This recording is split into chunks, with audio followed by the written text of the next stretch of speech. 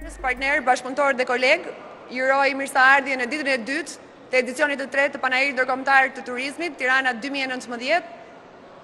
Më vjen mirë që për të tretin vit radhazi së bashku me AKT-n dhe Ministrinë e Turizmit dhe Mjedisit, kemi krijuar një farë konsistence dhe qëndrueshmëri në lançimin e këtij eventi për të tretin vit, fillimisht rajonal e sot ndërkombëtar, për promovimin e ofertës turistike shqiptare dhe rajonale.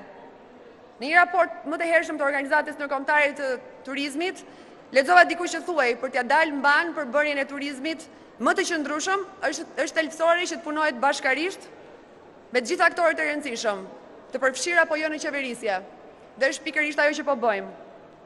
Më vjen mirë që platforma jonë për lançimin dhe promovimin e organizimeve dhe të eventeve B2B për të gjithë sektorët prioritar, por jo vetëm, ka krijuar një ekosistem ndërvite si një pikë takimi midis kërkesës dhe ofertës turistike shqiptare, duke përfshirë aktor lokal, rajonal, blerës të huajse dhe përfaqësues të lartë të qeverisë. Sfida jone për bashkët së bashku me AKT-n dhe Ministrinë e Turizmit dhe Mjedisit është që ky event të vijojë më tej dhe vitin tjetër të përfshihet në listën e panajireve ndërkombëtare të turizmit në përballë si edicioni 4. Pa dashur t'ju marr shumë kohë, ju falenderoj përzemërsisht që keni ardhur dhe na keni mbështetur në këtë organizim dhe kam kënaqësinë t'i jap fjalën zotit Blendi Klosi, Ministri i Turizmit dhe i Mjedisit. Uroj për gjithë pjesëmarrësit një panajir sa më të suksesshëm. Faleminderit. Suksese.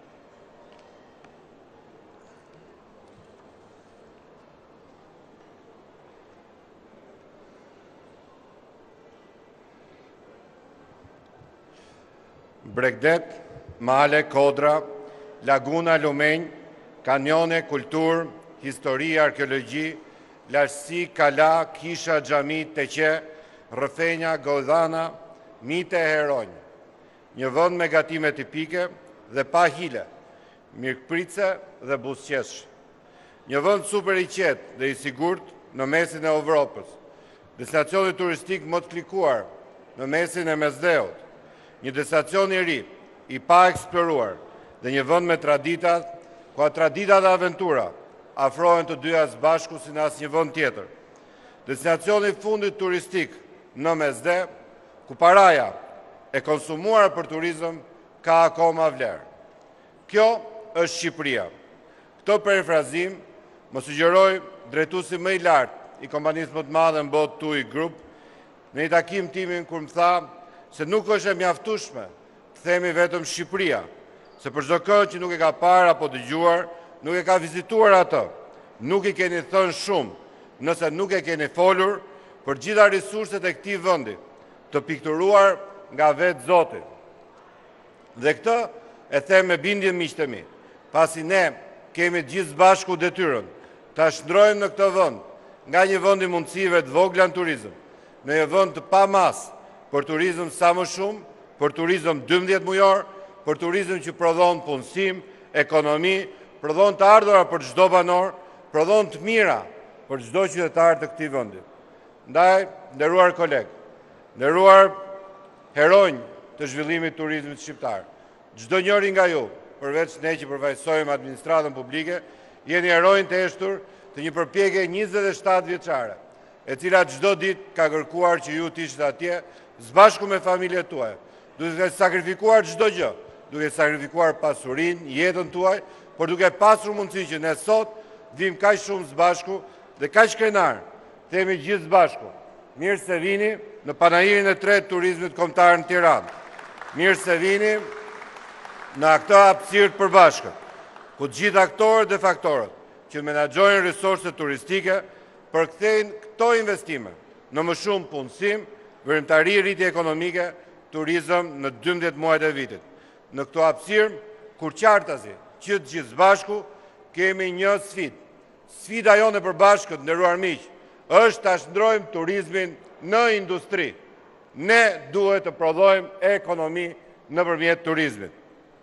Ndaj, miq dhe partner, në 3 muajt e parë të vitit, ne shtuam plot 700.000 turistë tuaj, pasaportat tuaja të regjistruara në kufin shqiptar që hynë në Shqipëri në vitin 2019.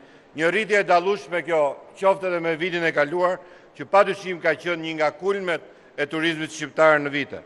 Tashmë është bërë më se normale që takosh grupe turistësh në rrugët e Tiranës, Muzeumin e Krujës, Kalan e Beratit, Lezhës, Gjirokastës, Shkodrës, Amfiteatrin e Durrësit, në Vil Bashtov, në Apolloni, në Lungomaren e Vlorës ka shumë turist, edhe sot që flasim, në kishat e Dërmiut, Bregut e Imarës, në Votrin, Saran, Përmet, në Theth e Valbon, Dibër e Dorpoj, në çdo centimetër katror të këtij vendi, ne kemi mundësi të prodhojmë një destinacion turistik.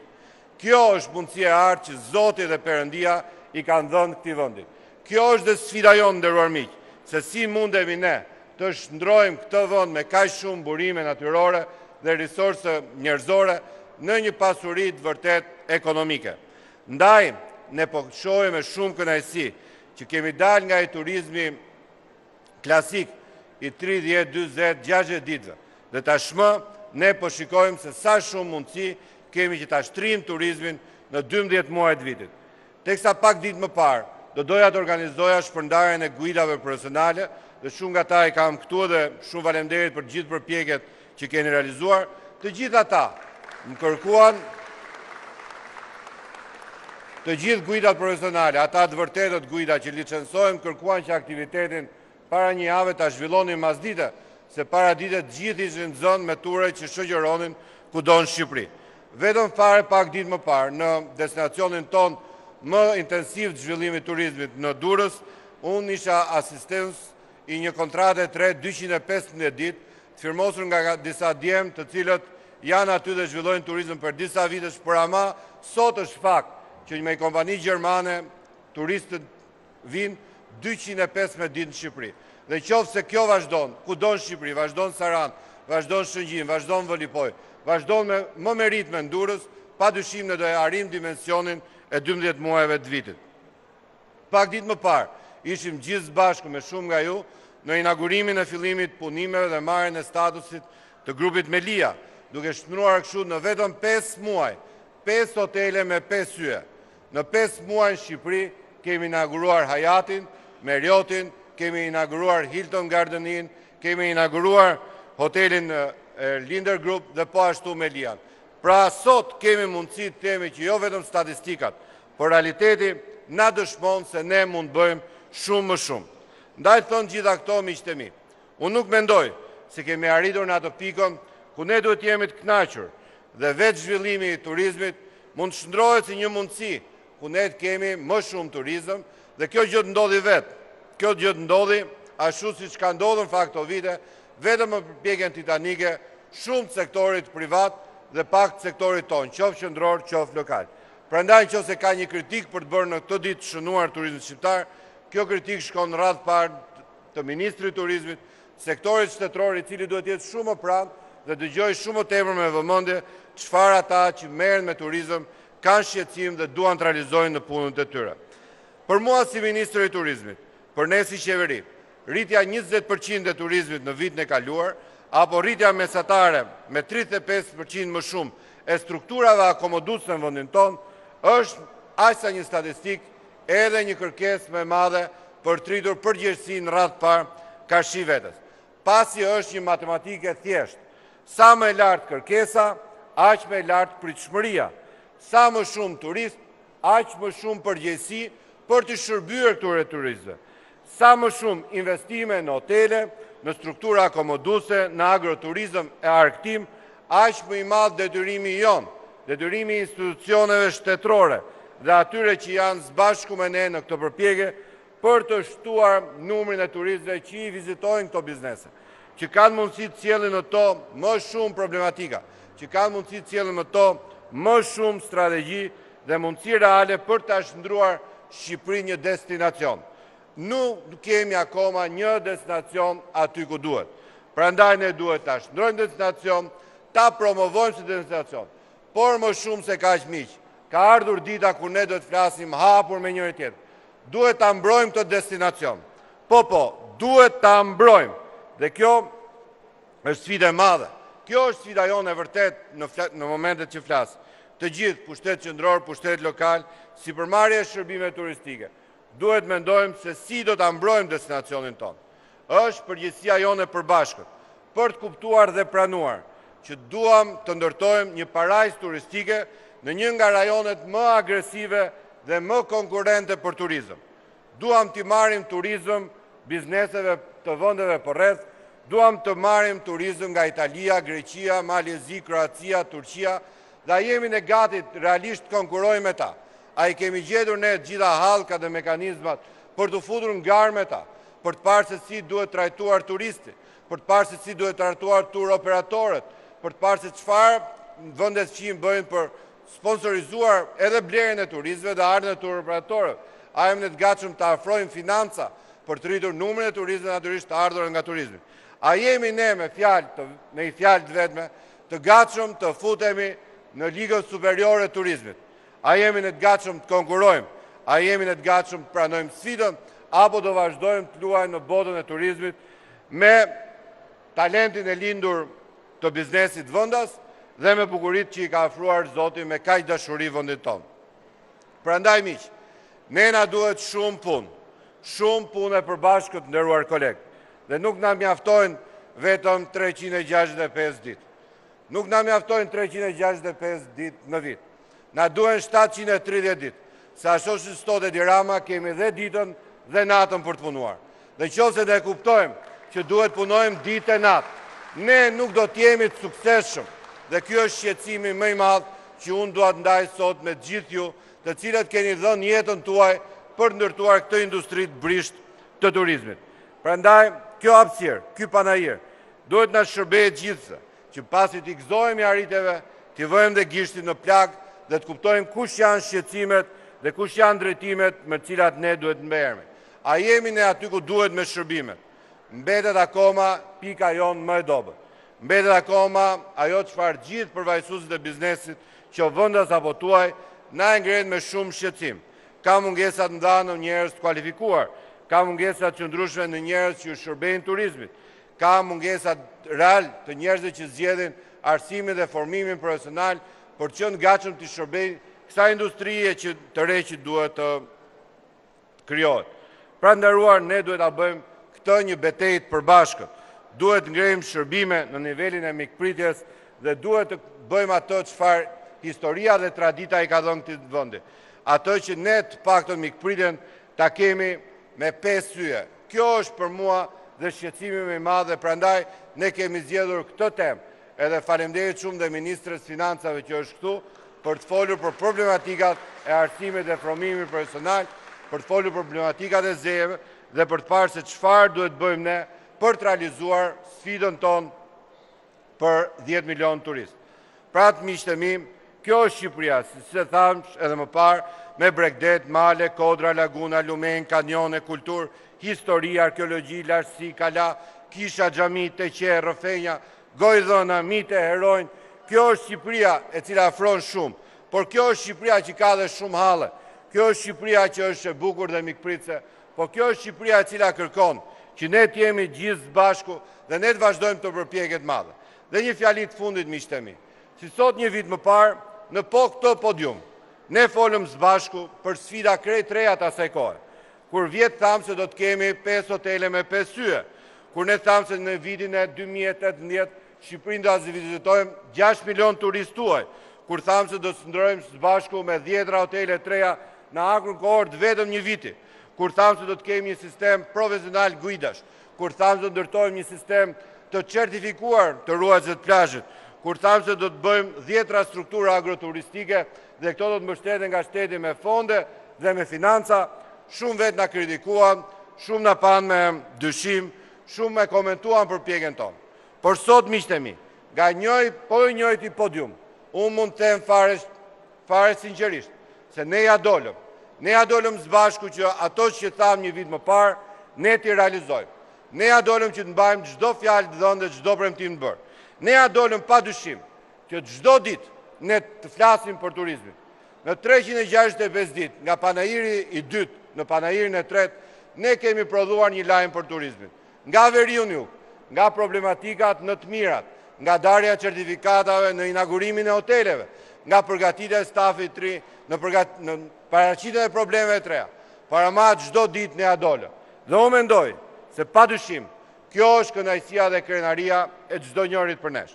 Padyshim, kjo është arritja më e madhe e këtij sezoni. Kjo ka qenë arritja më e madhe që ne zbashku t'ja dalim që për ne të ketë më shumë respekt. Për ne, për turizmin, të flitet ashtu si për një industrinë më të madhe t'i vënd. Ne ja dolëm gjithë zbashku, që t'ishim kudo nga do dhe kur do erë të mikë pritur tani. Pra ndaj me një fjalë vetme, unë dua të shpreh vetëm mirënjohje për gjithë ju që siç e thash fillim, keni sakrifikuar çdo gjë që Shqipëria po të ketë mundësinë të shndërrojë një destinacion turistik.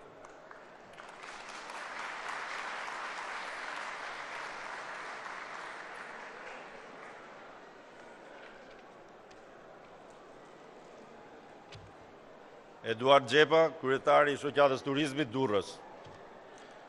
Të nderuar miq të huaj, të nderuar antar të kabinetit qeveritar, të nderuar kryebashkiak dhe të zgjedhur lokal, të nderuar kolegë të sipërmarrjes turistike dhe agroturizmit, jo rastësisht i nisa përshëndetjet me miq të huaj për të kujtuar ato që turistët nga e gjithë bota na vlerësojnë, mikpritjen e famshme shqiptare. Por ne që punojmë në këtë sektor, e dim që miqësia jonë është shumë pak për të sjellë dhe aq më pak për të rikthyer sërish turistët në Shqipëri. Madje as klima dhe peizazhi i mrekullueshëm, kulinaria e veçantë dhe ushqimet ende organike, çmimet e lira, hotelet me moshë të re dhe komforti, shumëllëshmëria e gjuhëve të folura nga sektori i shërbimit, televizioni dhe interneti gratis në çdo strukturë pritëse dhe në çdo cep të Shqipërisë, deri dhe marrja e vizave në kufi për mjaft shtetas të huaj gjatë sezonit turistik. Por duke ju rikthyer edhe një herë atyre që ne u shërbejmë, mund të përmendim të gjithë së bashku këtu edhe mjaft afeksionet të tjera që për fat të mirë apo të keq lidhen me aventurat që kalon një turist nëpër Shqipëri. Por mes atyre që na ka dhuruar Zoti, të tjerave që kemi krijuar me mundit e djersën tonë, pa harruar dhe ato që kanë bërë qeverit ndër vite për zhvillimin e këtij vendi, disa aventura ka ardhur koha t'ja kursejmë qoftë edhe turistëve më aventurier. Kështu mendojmë që më në fund qeveria mund të shpallë një moratorium për të ndaluar punimet publike në të gjithë vendit gjatë sezonit turistik të çdo viti. Nuk është normale që në një vend me 300 ditë diell, çdo sezon turistik, qytetet shqiptare gjejnë kohën për të hapur kanale, vrima, trotuare dhe gjithfar punimesh që s'kan asnjë urgjencë. Nuk po them për veprat e mëdha publike, që gjithashtu duhet të jenë më të moderuara dhe të maskuara pranë kryqëzimeve dhe vendkalimeve me fluks të jashtëzakonshëm gjatë sezonit turistik. Një tjetër njollë e zezë që duhet zhdukur sa më parë është ndotja dhe hedhja e plerave përgjatë brigjeve të lumeve apo dhe rrugëve kombëtare, duke sjellë një dëm të pallogaritshëm jo vetëm në imazhin dhe në produktin kombëtar turistik, por shumë shpejt dhe në rrafshin mjedisor në tokë dhe në det. Një shqetësim tjetër i madh për sektorin e turizmit është kualifikimi dhe qëndrueshmëria e stafeve. Operatorët turistik i trajnojnë dhe i trajtojnë me seriozitet punojësit për një shërbim sa më profesional dhe cilësor, por vihet re që punojësit ndrojnë shpesh vendet e punës dhe zanatet e tyre. Prandaj deri domosdoshme që të punohet dhe të mendohet shumë që punojësit e strukturave turistike ta shohin punën si profesion dhe jo si një mundësi të momentit.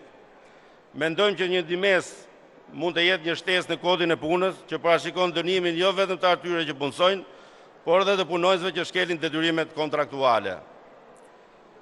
Duke i konsideruar këto kërkesa si një emergjencë kombëtare, nuk do të ishte e tepërt që qeveria në bashkëpunim me operatorët turistik të gjejë format dhe mënyrat të duhura për zgjidhjen e këtyre problemeve shumë të rëndësishme për turizmin. Të nderuar zotëri, më lejoni të përmend sot mjaft iniciativa të qeverisë për sektorin turistik, si tatimin mbi fitimin për një periudhë 10 vjeçare, taksa e ndikimit në infrastrukturë dhe taksa mbi ndërtesat, për strukturat akomoduese hotele resort 4-5 yje që përfitojnë statusin special deri në dhjetor 2024, si dhe reduktimi i TVSH-s në 6% për furnizimin e të gjithë shërbimeve. Po ashtu edhe disa zhvillime të rëndësishme që tashmë janë bërë normë, si sjellja e moderuar e policisë rrugore me automjetet e turistëve, ndalimi i zhurmave pas orës 24, apo investimet e vazhdueshme në energji, ujësjellsa dhe impiantet e pastrimit të ujrave. Megjithatë, këto së bashku përbëjnë atë që ne quajmë produkt dhe industri turistike. 6 milion turistët e vitit kaluar janë një ftesë për 24 orë në ditë pa gjumë për ne që jetojmë me këtë punë. por dhe për qeverinë që kërkon kthimin e turizmit në industri zhvillimi. Ju falenderit.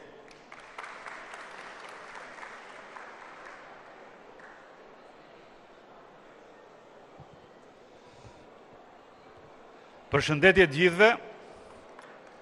4 vite më parë fillova sfidën time për të ndryshuar Vlorën. Gadishulli Karabrunit, Shpella Axhialis, Ishulli Sazanit, Manastiri në lagunën e Nartës, Kalaja e Kaninës, Llogaraja, Lumi i Vjosës, ishin aty, por ishte vështirë të ftoje dikë që të vinte të vizitonte qytetin. Fal vizionit jashtëzakonshëm të rilindjes urbane, të udhëhequr me suksesin më të madh nga qeveria shqiptare dhe nga kryeministri Rama, arritëm që të ndryshojmë faqen turistike Vlorës tonë. Sigurisht, jo vetëm Vlorës, por gjithë qyteteve shqiptare që ofrojnë turizëm dhe duan të konkurojnë në të gjithë Evropën me imazhin turistik të saj. Jam i bindur që ky që arrim të prekim të gjithë së bashku është një sukses. Në vetëm 20 muajt e fundit, në Vlorë janë regjistruar 400 biznese të reja, të cilat konfirmojnë dhe njëherë qasjen e ndryshme dhe pozitive në drejtim të turizmit, dhe në 4 vitet e fundit, të gjitha aplikimet që kanë ardhur në Bashkinë e Vlorës nuk janë më për pallate shumëkatëshe, por përkundrazi janë për hotele dhe për ndryshim të gjithë strukturave në favor të hoteleve dhe të njësive të shërbimit. Dhe në fund fare, këto arrihen kur ne të gjithë së bashku kemi një vizionin qeverisës që udhëhiqet me largpamësi dhe mbi të gjitha me një qëllim të përcaktuar: turizëm dhe vetëm turizëm. Fal udhëheqjes dhe vizionit të madh me mbështetje të jashtëzakonshme të Ministrit të Kulturës Blendi Klosi, të cilit dua ta falenderoj personalisht dhe të uroj suksese në këtë panajir të turizmit këtu në Tiranë, që do të jetë shembulli i asaj që ne duam të tregojmë para të tjerëve. Faleminderit.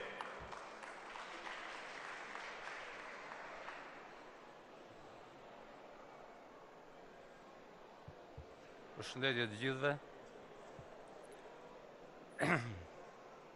Së pari duhet falenderoj organizatorët e panajirit, Ministrinë e Mjedisit dhe Turizmit, zotin Klosi, një ministër shumë pasionant dhe shumë i lidhur me sipërmarrjen private.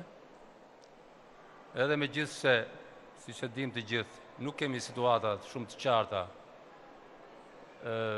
Ministri Klosi me stafin e vet absolutisht është në fokusin e punës, në fokusin e detyrës për të nxirtur dhe stimuluar turizmin në Shqipëri. Në emër të Business Albania dhe të shoqatës Dhomës Kombëtare Zeve, sinqerisht duhet ta falenderoj Klosin, që është gjithmonë në punë dhe është gjithmonë i përkushtuar me sipërmarrje.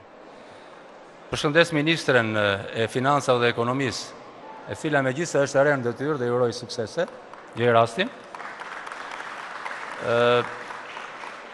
Ka dhënë sinjalet e para të një dashurie për punën dhe të një respekti për kontributin e sipërmarrësve dhe sipërmarrjeve shqiptare private. Suksese dhe urime. Të nderuar ambasador, të nderuar pjesëmarrës, kolegë, biznesmen, sipërmarrës, miq të industrisë turistike, kur para 6 vjetësh nisëm projektin e fuqizimit të shkollave dhe arsimit profesional. Askush nuk e besonte këtë ëndër të bukur që realisht e frymëzoi kryeministri ynë Rama dhe e mbështetën ministrat e linjave të kryesisht të arsimit dhe formimit profesional. E gjetëm Shqipërinë në vitin 2013 me 3.000 nxënës që studionin arsimin profesional. Sot janë 29.000 nxënës. Pra, gati është 10 fishuar numri i nxënësve që preferojnë dhe studiojnë arsimin profesional. E gjetëm arsimin profesional me kurrikulat e strukturës ekonomike të kohës së diktaturës. Dhe gati 60% e kurrikulave të shkollës sot arsimit profesional janë në përshtatje me kërkesat që ka tregu i punës dhe që ka sipërmarrja private. I gjetëm shkollat e arsimit profesional që drejtori zgjidhte një kryetar bordi, një mikun e tij, dhe rrinte atje 15 vjet pa u ndryshuar. Tashmë, me vendim të qeverisë shqiptare, bordet e shkollave të arsimeve profesionale drejtohen nga sipërmarrësit më të suksesshëm të këtij vendi, që sipas profilit të punës së tij drejton edhe një shkollë të arsimit profesional. Dhe shumë zhvillime të tjera, dhe ajo më e rëndësishmja është krijimi i dhomës kombëtare të zejeve, modelit të sistemit dual gjerman. Pra, ne po kërkojmë, siç e tha shumë mirë kolegu im Edi, ne kemi nevojë për profesionistë, dhe tashmë profesionistët do të punojnë paradite në punë dhe mbasi do të shkojnë në shkollë, që të arsimohen dhe të kualifikohen më shumë. Dhoma kombëtare e zejeve, që është realisht një nga punët më të mira që ka bërë qeveria e kryeministrit Rama, me mbështetjen edhe të ministrave të vet, të linjave. Sot ne kemi dhomën kombëtare të zejeve, një shkollë që do të bëjë për herë të parë certifikimin e profesionistëve në Shqipëri. Deri sot më thot një profesionist, një zanatçi, që ka një certifikat, nuk e ka. Tashmë ligji dhe krijimi i dhomës kombëtare do t'ja mundsoj këtë gjë. Dhe unë gjej rastin t'ju bëj thirrje gjithë sipërmarrëse, edhe në fushën e industrisë turistike, t'i drejtohen dhomës kombëtare të zejeve për të provuar aftësitë e tyre profesionale dhe për të certifikuar certifikat që njihet në të gjithë vendet e Bashkimit Evropian. Jo një certifikat falso, se këtu në Shqipëri jepen certifikata falso pafund.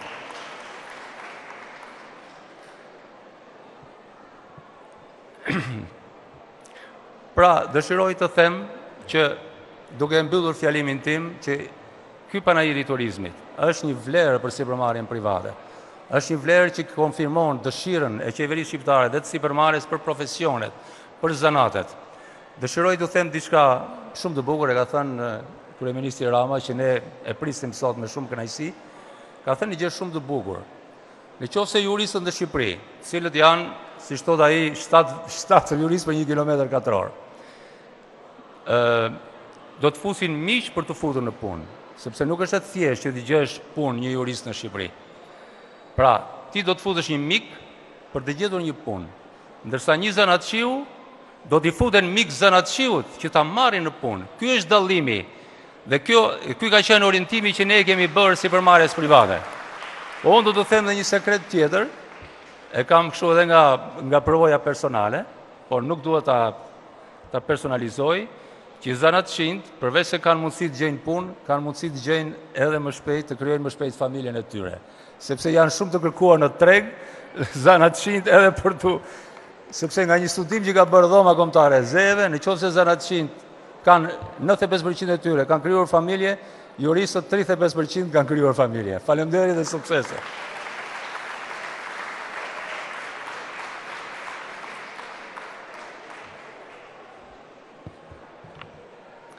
Mjedisit, të nderuar pjesëmarrës, promovimi i bukurive natyrore të Shqipërisë, zhvillimet pozitive në tregues financiar të industrisë të turizmit dhe numri në rritje e turistëve në Shqipëri nuk mund të konceptohet pa zhvillimin e burimeve njerëzore. Qasja proaktive ndaj ndërtimit të një sistemi arsimor profesional, modern dhe bashkohor, ka nisur dhe po zhvillohet çdo vit. Sot, arsimi profesional ofrohet në 35 shkolla dhe 10 qendra publike të formimit profesional. Numri total i nxënësve në shkollat profesionale është 19.300 dhe 3.102 janë femra. Kemi ende shumë punë për të tërhequr këtë gjini në numrin total të nxënësve. Vetëm për vitin shkollar 2018-2019 u regjistruar në vitet e para të shkollave profesionale 5.612 nxënës, nga të cilët 1.149 i takon kësaj industrie. Drejtimet më të preferuara mbetet drejtimet e hotelin turizëm, të pasuara nga drejtimet në teknologji informacioni dhe komunikim, ekonomi biznes, elektronik, teknologji ushqimore. Të gjitha të ndërlidhura me sektorin e turizmit. Ndërkohë që qeveria shqiptare gjatë viteve të fundit me fonde të buxhetit të shtetit, por dhe me financime dhe ndihmën e donatorëve, ka investuar për ndërtimin dhe rekonstruksionin e 20 shkollave profesionale, si dhe bazave të tyre prodhuese. Ndërgjegjësimi se shkolla profesionale dhe deg të veçanta si hotelin turizëm janë drejtimet kryesore të zhvillimit drejt integrimit të vendeve të punës, po ndodh çdo ditë më shumë. Arsimi dhe formimi profesional ka vijuar të jetë një nga mundësitë më të mira në punësim, ku gjen dhe integrimin më të madh në tregun e punës. Të dhënat nga Instat tregojnë se shkalla e punësimit për personat e arsimit të mesëm profesional është 64%, ndërkohë që ato që hynë në tregun e punës nga arsimi i përgjithshëm është 52%. Ky tregues është tregues dominant në adresimin e nevojave për këtë arsimim. Kjo tregon mëtej se vëmendja ndaj arsimit profesional është vëmendja e duhur dhe duhet të intensifikohet edhe më shumë në vitet në vijim. Për vitin 2018 janë deklaruar në zyrat e punësimit rreth 4900 vende të lira pune, pjesa më e madhe në rajonin e Durrësit, Korçës, Vlorës. Megjithatë, vjet re ndë një tendencë ku plotësimi i vendeve të lira të punës nuk ndodh në masën 100%. Kryesisht rajoni i Durrës kanë treguesin e performancës më të lartë, pasuar nga Lezhë, më pak është Vlora, ku gati 50% e vendeve të lira të punës janë ende të paplotësuara edhe pse të deklaruara. Dhe në këtë kontradikt me nevojën për turizmit duhet gjejmë arsyen dhe të nxisim më tej për zyrat e punës të interesuarit. Në bashkëpunim me Agjencinë Kombëtare të Arsimit, Formimit Profesional dhe Kualifikimeve dhe mbështetjen e donatorëve ka filluar dhe vijon trajnimi i stafit drejtues dhe mësimdhënës në shkollat profesionale. Shkollat profesionale janë mbështetur në mënyrë të vazhdueshme nga donatorë, të cilët kanë qenë shumë aktiv në këtë sektor dhe gjej rastin t'i falenderoj të gjithë, përfaqësues të Bashkimit Evropian, të institucioneve që mbështesin këto iniciativa, si me fondet nga Qeveria Gjermane, Zvicra, Austria, Italia e më gjërë. Ministria e Financave e Ekonomisë punon për koordinimin e këtyre projekteve dhe për të mos pasur mbi vendosje apo paralelizme në mënyrë që çdo investim të shkojë në drejtimin e duhur. Bashkëpunimi me komunitetin e biznesit është një element shumë i rëndësishëm. Kemi arritur që të ndërmjetësojmë nëpërmjet zyrave të punës nevojat për tregun e punës dhe nevojat për arsimim. Megjithatë, kemi shumë punë akoma për të bërë dhe në këtë drejtim shumë e rëndësishme është që kjo të shtrihet jo vetëm në 1 apo 2 qytete, por në gjithë Shqipërinë dhe me investime në sistemet e informacionit. Investimi në arsim dhe provim profesional është investimi më i duhur për të zhvilluar turizmin në industri. Pa burimet njerëzore, nuk mund të arrijmë të mbështesim nevojat jo vetëm të tregut lokal, por dhe ati internacional. Por jo më pak rëndësishëm është mbështetja që qeveria shqiptare ka dhënë në vitet e fundit edhe në aspekt me politikat fiskale, u përmendëm pak më përpara disa nga këto tregues, më lejoni shkurtimisht t'i ritheksoj edhe një herë. Qeveria shqiptare ka çuar TVSH në 6% për furnizimin e shërbimeve të hotelerisë për gjithë hotelet pavarësisht nga yjet, përjashtim nga tatimi përfitimi për një periudhë 10 vjeçare për hotelet me 4 dhe 5 yje, TVSH 6% për furnizimin e shërbimeve në strukturat akomoduese me 5 yje, përjashtim nga taksa e ndikimit në infrastrukturë për hotelet me 5 yje në status special. Përveç lehtësive fiskale speciale, sektori i turizmit përfiton edhe nga lehtësitë që zbatohen për të gjithë bizneset, veçanërisht tatimi me dividendin, të cilën e ulëm nga 15% në 8%, rritje e kufirit të taksimit të pagës punonjësve me 23% nga 130.000 në 150.000 lek, por nuk mund të lë pa përmendur dhe incentivat në biznesin e vogël, ku aplikohet 0 taks për biznesin e vogël me xhiro deri në 5 milion lek dhe 5% taks biznesi me xhiro vjetore 5 deri në 14 milion lek nga 15% që ishte më parë. Në përfundim, Ministri e Financave e Ekonomisë është e angazhuar 100% maksimalisht për të mbështetur këtë sektor vital të ekonomisë. Ju uroj shumë suksese në këtë panajër. Faleminderit.